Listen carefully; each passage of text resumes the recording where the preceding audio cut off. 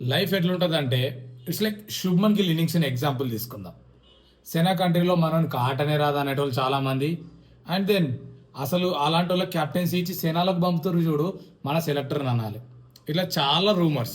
Then cut చేస్తే మనోడు సెంచరీల మీద సెంచరీలు, డబుల్ సెంచరీ కూడా కొట్టిండు. ప్లేయింగ్ లైక్ ఏ జెమ్ అంతే.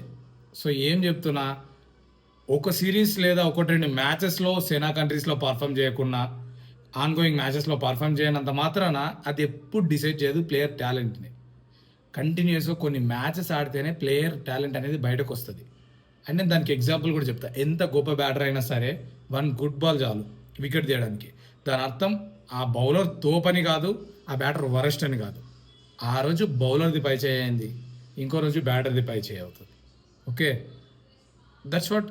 చిన్న లైన్ ఇది. ఇది అర్థం చేసుకుంటే మీకు క్రికెట్ అంటే ఏందో అర్థమైనట్టే. So Shubman Gill leading from the front, great future ahead. ఇలానే కంటిన్యూ చేయాలి. విన్నింగ్తో ముందుకెళ్తే ఇంకా నేమ్ వస్తుంది. And the prince has arrived. Shubman Gill great knocks. For more updates follow cricket buzz Telugu. And Gill fans ఉంటే డూ ఫాలో అండ్ ప్రతి ఒక్కరికి వీడియో షేర్ చేయండి.